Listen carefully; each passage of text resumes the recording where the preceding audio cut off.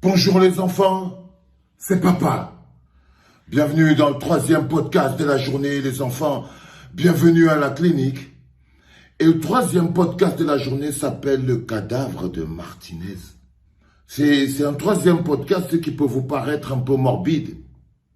Mais c'est de l'importance du cadavre de Martinez, de la clé que ça représente dans notre process pour la libération de notre pays, de l'impact que ça a eu dans nos esprits. Vous savez, un cadavre n'est pas égal à un autre. Dans la mystique, un cadavre n'est pas égal à un autre. Rappelez-vous, quelque temps après que Martinez soit tué, et que nous étions en plein dans la campagne justice pour Martinez, il y a eu un autre prêtre qui a été tué. Et les gens se sont même plaints en disant, oui, mais pourquoi vous parlez seulement de Martinez? Vous parlez seulement, j'ai même vu des gens utiliser ça pour essayer de nous démobiliser. Parce que c'était le cadavre de Martinez qui avait plus d'impact. La clé, à cause de son aura. Un cadavre n'est pas égal à un autre. On peut utiliser un cadavre pour essayer de vous distraire du cadavre qui a l'impact sur votre changement. Le cadavre qui a l'impact sur votre changement de mentalité. C'est morbide, hein, ce podcast. Il est très morbide.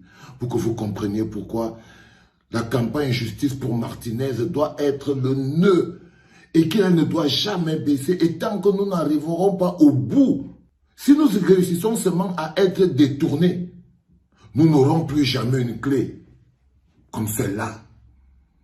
Parce que rares ont été les Camerounais qui ont eu autant d'impact dans la collectivité. C'est parce que l'impact de Martinez, l'impact de son aura dans la collectivité globale est tel que son cadavre influence les mentalités. Ils vont même parfois essayer de créer, de faire même d'autres cadavres pour vouloir nous détourner de celui de Martinez, qui est ce qu'on appelle le cadavre à problème. Beaucoup d'activités sont menées aujourd'hui. J'ai discuté avec un frère sur les inscriptions sur les listes électorales. J'ai envie de vous demander, les Camerounais, pourquoi vous êtes comme ça? Pourquoi c'est au moment où nous sommes en train de mener un combat aussi impactant, aussi important, un combat qui va influencer le contexte électoral, un combat qui doit nous ramener, qui va ébranler le système, un combat qui va influencer. Mais vous les Camerounais, vous nous forcez encore qu'on doit s'arrêter pour venir vous faire la campagne d'inscription sur les listes électorales. Pourquoi vous ne pouvez pas aller faire ce truc? Pourquoi vous voulez qu'on laisse ce qu'on est en train de faire pour venir vous dire allez vous inscrire sur les listes électorales? Pourquoi vous voulez bloquer ma vie? Pourquoi vous, peuple camerounais, vous voulez bloquer ma vie? La première campagne d'inscription sur les listes électorales, je l'ai fait en 2005. J'ai répété ce truc pendant des années. Vous le savez, pourquoi on doit encore vous dire d'aller vous inscrire sur les listes électorales? Pourquoi? Jusqu'à ce qu'au moment où on est en train de réclamer la justice, vous voulez nous détourner parce que dès qu'on n'est plus sur le cas justice pour Martinez, vous allez rentrer. Parce que pour qu'on trouve encore quelque chose de puissant qui mobilise autant les Camerounais et qui influence autant la machine qui nous gouverne, ça va être dur. Même s'il y a un accident sur la falaise et qu'il y a même quelque chose comme 30 morts comme ça, sur la falaise là-bas, un machin truc, même si on les calcule, ils n'auront pas l'impact sur le changement que celui de Martinez. C'est la clé. C'est la clé. Quand ils ont amené Amougou Bellinga dans la prison, c'était pour qu'on ne parle plus d'Amougou. Parce qu'en ce moment, ils commencent à vouloir passer à autre chose, mais ils s'étonnent qu'on est là.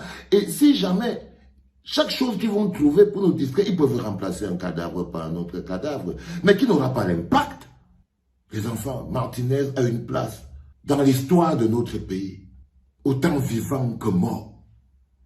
Et l'histoire de notre pays ne se construit pas en passant dans le vent. Non, il y a des choses importantes qui se passent. Il y a des gens qui ont une aura importante, une aura puissante. Il y a des gens qui ont quelque chose qui mobilise tout le monde. Martinez avait cette magie qui a fait que Sa douleur a impacté tout le monde. C'est ça qui a pu déclencher l'indignation collective. Et tant que nous restons à demander justice, tant que nous nous appuyons sur ce point d'encre, alors c'est une campagne qui est très importante. Alors vous voulez qu'on s'arrête pour vous dire, hey, les gars, en 2020, ça veut dire que quoi? Vous soyez enfin un peuple. Je ne vais pas vous supplier, les gars. On ne va pas vous supplier.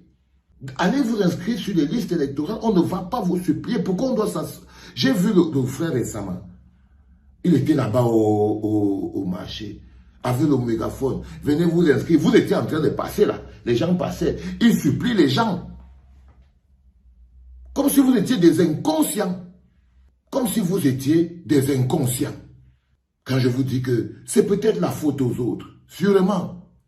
Mais vous êtes tellement complices. Vous êtes tellement complices dans vos attitudes. Tellement compromis, tellement affaiblis, que vous nous mettez dans une situation où on doit encore dépenser l'argent, le peuple doit encore, les gens doivent encore s'arrêter. Les combats que nous sommes en train de mener en ce moment, qui sont des combats importants, on doit arrêter ces combats pour venir vous demander que, oh, allez vous inscrire sur les listes électorales, oh, s'il vous plaît, je vous en prie, allez, c'est pour votre bien. Seigneur Dieu, c'est ça qu'on appelle, c'est pour ça qu'on vous dit que vous êtes les populations. On ne supplie pas un peuple d'aller s'inscrire sur les listes électorales. On ne supplie pas, le peuple le sait. Parce que tant qu'on vous supplie encore d'aller vous inscrire sur les listes électorales, c'est que vous êtes encore un problème pour le pays. Parce que chaque personne qui n'est pas inscrite sur les listes électorales est un poids. Il est le nombre, il est la personne sur laquelle s'appuie pour faire fonctionner la machine qui nous bloque dans la misère. Chaque personne qui n'est pas inscrite sur les listes électorales est un poids. Il est tout aussi dangereux que celui qui vote 2 fois.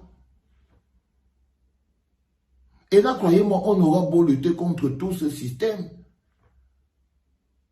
Il y aura toujours à la fin les élections.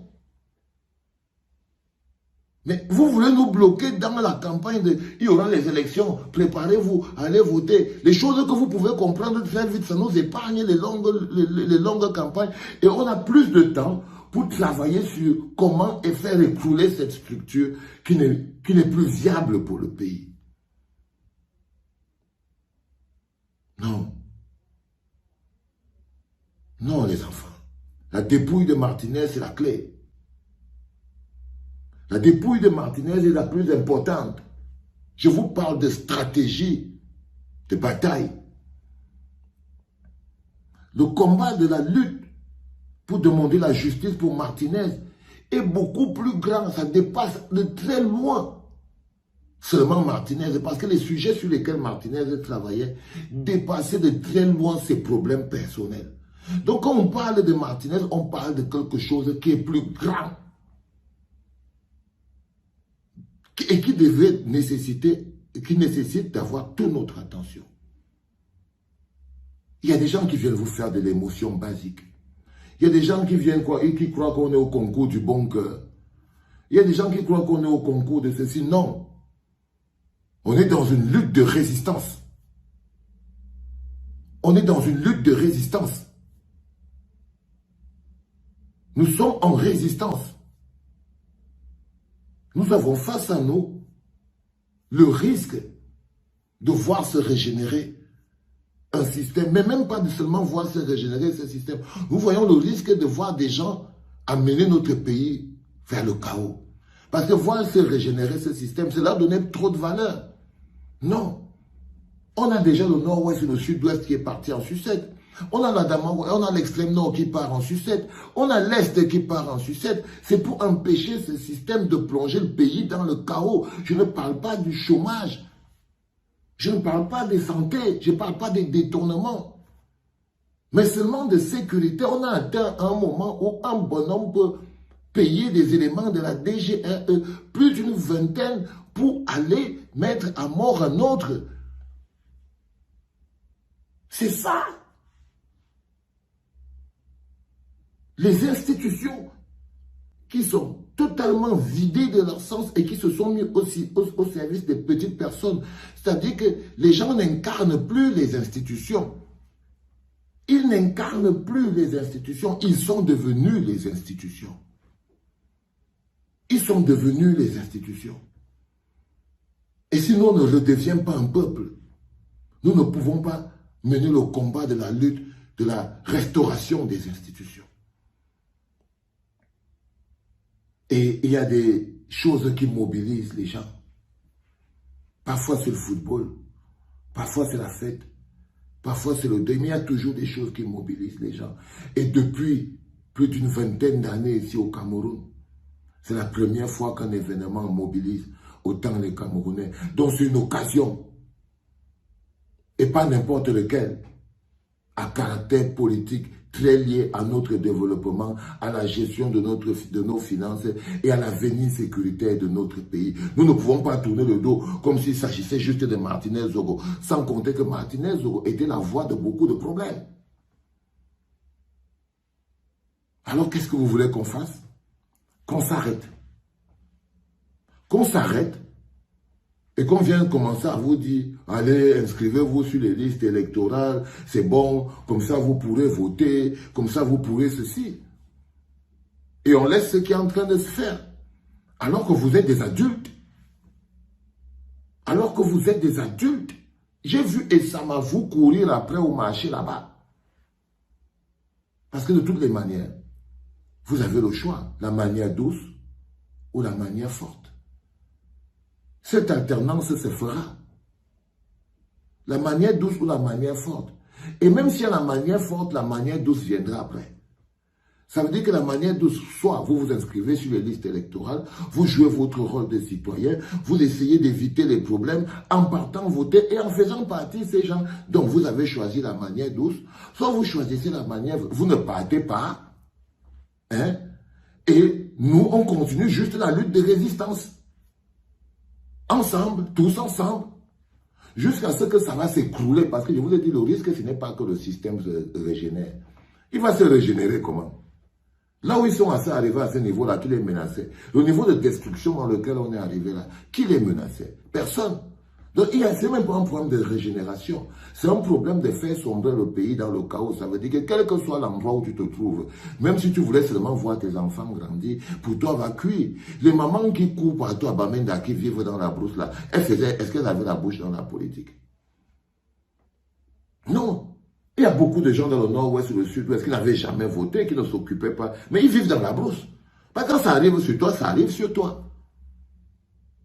Quand ça arrive sur toi, ça arrive sur toi, frère.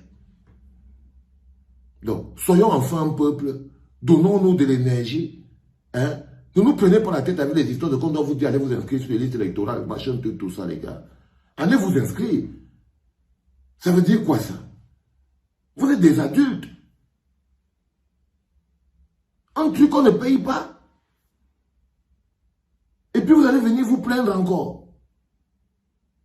Mais je vous dis que là, ce qui va arriver, ce n'est même pas que le R peut se régénérer, le R reste là. Ce n'est même pas ça qui va arriver. Non.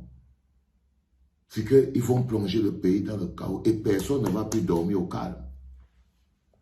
Et personne ne va plus dormir au calme.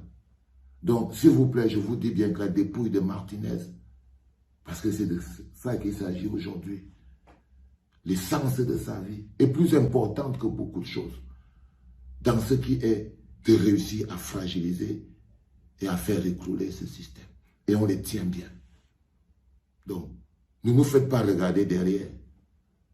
Ne nous faites pas regarder derrière, man. Franchement. Ne nous faites pas regarder derrière. Allez là-bas. Parce que même si vous avez, même s'il y a même un soulèvement au Cameroun, après, il faudra toujours aller faire les élections. Après, il faudra toujours aller faire les élections. Quoi qu'il arrive, quelle que soit la situation qui arrive, après, il faudra toujours aller faire les élections. Il faudra toujours voter.